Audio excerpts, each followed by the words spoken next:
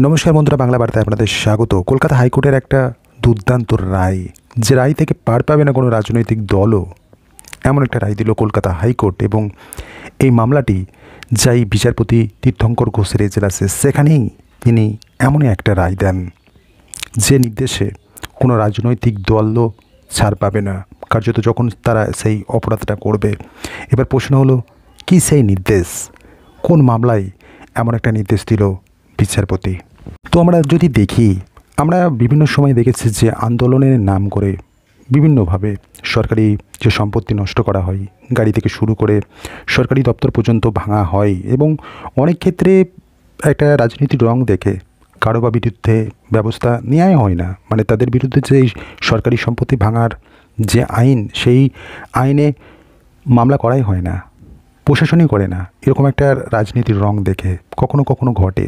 এবং সর্বোপরি এই যে নির্দেশ, এই নির্দেশটা দেয়া হলো যে যদি সরকারি সম্পত্তি ভাঙে তাহলে কোনো রাজনীতি দলই ছাড় পাবে না, সবারই বিরুদ্ধে কড়া পদক্ষেপ করতে হবে পুলিশকে। এমনই নির্দেশ দিল কলকাতা হাইকোর্ট। এবং এই যে মামলাটা, মালদার পুকুরিয়ায় পঞ্চায়েত অফিস ভাঙচুর করা হয়, এমন একটা মামলা কলকাতা হাইকোর্টে আসছে। এবং সেখানেই এই মামলা যখন উঠল, তারপরেই কার্যত বিচারপতি এই কড়া নির্দেশটা দিলেন। এবং বলা চলে, এই যে মামলায় নির্দেশটা দেওয়া হলো যে সরকারি সম্পত্তি ভাঙলে তাদের বিরুদ্ধে, যারা ভাঙবে তাদের বিরুদ্ধে কড়া ব্যবস্থা নেবে পুলিশ, এই যে নির্দেশ, এই মামলায় যে রায়টা দেওয়া হলো যে সরকারি সম্পত্তি যদি কেউ ভাঙে তার বিরুদ্ধে কড়া ব্যবস্থা নিতে পারবে প্রশাসন বা নিতে হবে। তো এই রায়টার পর যে এই মামলার রায়টা যে সর্বতোভাবে গণ্য হবে, সর্বতক্ষেত্রেই এই মামলায় যে কলকাতা হাইকোর্টের রায় দেওয়া হলো যে সরকারি সম্পত্তি যদি কেউ ভাঙে তার বিরুদ্ধে কড়া পদক্ষেপ নিতে হবে পুলিশকে, এবং পুলিশ তা করতে পারবে, এই যে নির্দেশটা, কড়া পদক্ষেপ।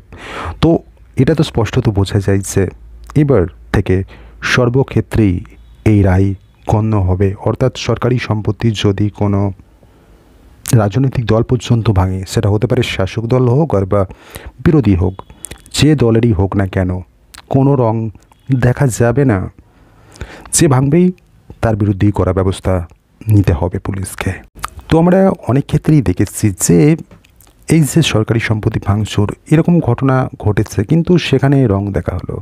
অর্থাৎ সেই রংটা যদি শাসক দলের হয় তাহলে তো কোনো কথাই নয়, কোনো ব্যবস্থাই তাদের বিরুদ্ধে নেওয়া হয় না বা হয়নি, এরকমও অভিযোগ সামনে এসেছে।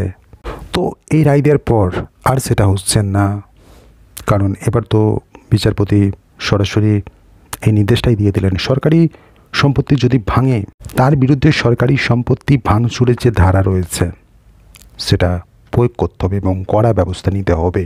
তো এই যে মামলা, মানে এই মামলায়, মানে এই যে পঞ্চায়েতে ভাঙচুর চালানো হয়, সেখানে পঞ্চায়েতে অর্থ তছরূপের একটা অভিযোগ ওঠে এবং একদল লোক কী করলো, আন্দোলন শুরু করে। এবং আন্দোলনের পরেই সেখানে পঞ্চায়েত অফিস ভাঙচুর করা হয়। তারপরেই কার্যত সেই মামলাটা কলকাতা হাইকোর্টে গড়ায়।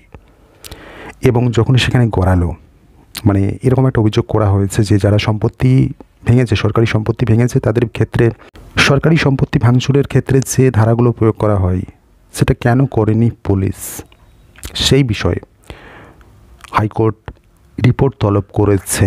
এবং এই মামলার পরবর্তী শুনানি 17ই জানুয়ারি। তো এই যে রায়, অবশ্যই এটা একটা ঐতিহাসিক রায়, কারণ সরকারি সম্পত্তি মানে সেটা জনগণের, অতএব কারো অধিকারই নেই সেই সম্পত্তি নষ্ট করার। সরকারি সম্পত্তি নষ্ট করা মানে জনগণের সম্পত্তি নষ্ট করা, সেটার বিরুদ্ধে রং দেখা তো উচিত নয়।